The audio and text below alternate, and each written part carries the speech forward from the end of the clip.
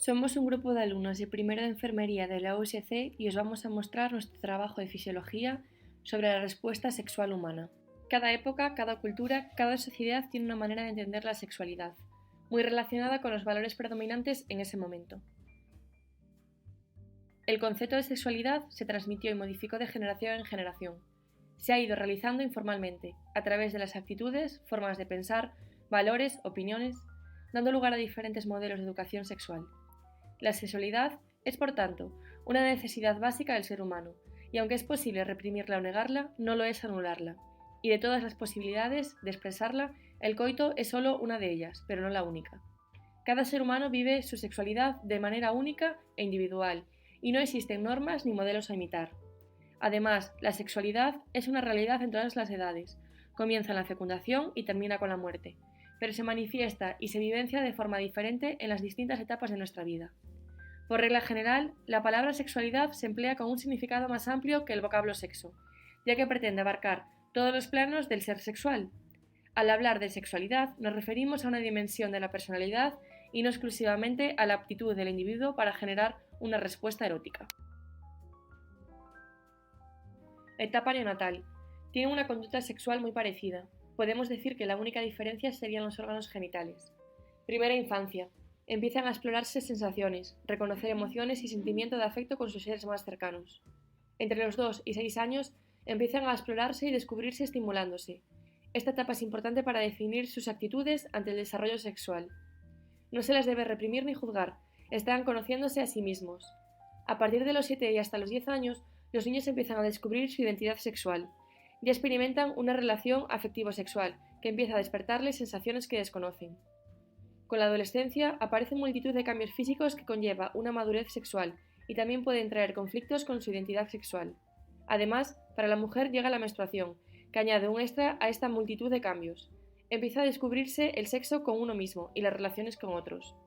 En la edad adulta, el ser humano vive numerosos cambios a nivel personal, aumenta el conocimiento de su cuerpo y seguridad en sí mismo, le lleva a vivir en un modo pleno su sexualidad. En esta etapa de la vida no nos podemos olvidar de la menopausia. En la edad anciana podemos notar un descenso de la actividad o intensidad sexual, pero lo cierto es que no desaparece. Las fases son iguales en ambos sexos. Existen aspectos diferentes entre los hombres y las mujeres. También hay que tener en cuenta que cada persona es un ser único y no todas responden igual a la respuesta sexual, por lo que no hay que ser estrictos respecto a los procesos de cada fase. Por muchos años, la respuesta sexual fue vista como un tema tabú, en especial al hablar de la sexualidad femenina. En 1966, Virginia Johnson y William Masters describieron los cambios físicos y hormonales que experimentan ante la estimulación sexual, estableciendo 4 fases: excitación, meseta, orgasmo y resolución. Años más tarde se plantean 2 fases más: el deseo inicial, una propuesta por Gerle Clapham, y la satisfacción, sugerida por Leiblum. Estas dos, a día de hoy, siguen siendo consideradas fases subjetivas.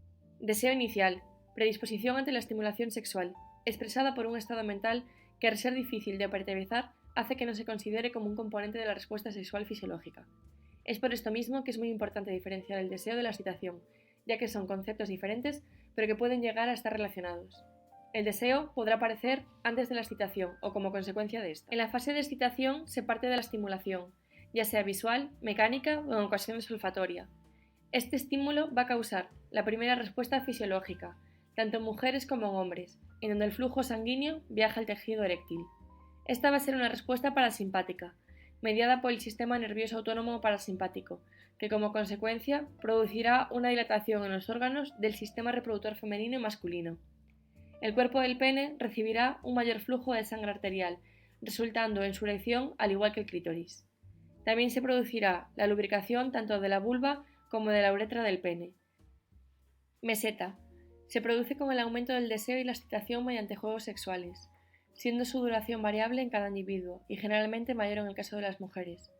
En esta fase, tanto el hombre como la mujer exploran su cuerpo mediante caricias, besos, para así poder descubrir las zonas más sensibles, llamadas zonas erógenas, al placer para así tener una respuesta sexual más satisfactoria. Dependiendo de la persona, requerirá menor o mayor tiempo para un mayor placer. Durante esta fase, tanto en hombres como en mujeres, aumenta la frecuencia cardíaca, la tensión arterial y la tensión muscular. En la mujer se produce la congestión de los labios menores. se retrae el clítoris, se produce una mayor separación en los labios mayores y el útero se mantiene elevado. El coito es facilitado por una mayor secreción de líquido lubricante mediante las glándulas de Bartolino. En el varón, el pene alcanza su máxima erección y los testículos se elevan al máximo. También es secretado líquido preeyaculatorio, lubricante, sintetizado en las glándulas de Cooper, para la mejora del coito. Este líquido puede contener algún espermatozoide, por lo que es muy importante una buena educación sexual sobre este tema, para evitar embarazos no deseados. Es el máximo nivel de excitación sexual que se produce con la liberación de las tensiones acumuladas en las fases anteriores, y que se acompaña de una intensa sensación de placer, la cual es diferente en cada persona. Suele durar unos segundos, siendo habitualmente más largas en las mujeres que en los hombres. En la mujer también es llamado clímax femenino. Se producen contracciones rítmicas en la porción externa de la vagina, en el útero y en el ano, acompañados de un intenso placer. En el caso de la mujer, el orgasmo se suele alcanzar por la estimulación del clítoris, ya que en el orgasmo provocado exclusivamente por la penetración vaginal es mucho más complicado de conseguir. La mujer no tiene prácticamente periodo refractorio, pudiendo alcanzar rápidamente otro orgasmo si continúa la estimulación. En el varón, se produce la eyaculación o salida en oleadas del semen al exterior, acompañado de contracciones musculares rítmicas. Esto produce una intensa sensación de placer, junto con una profunda relajación muscular. Para que un hombre pueda volver a llegar al orgasmo, generalmente tienen que pasar unos minutos. Este periodo se llama periodo refractorio. En el hombre es fisiológicamente imposible tener otro orgasmo o eyacular de nuevo. En esta fase recupera la flacidez en el pene que tenía antes de la erección. El escroto se adelgaza, desaparece la congestión vascular y el testículo desciende a su posición basal. En la mujer puede ser capaz de experimentar orgasmos múltiples sin un periodo refractorio prolongado entre ellos.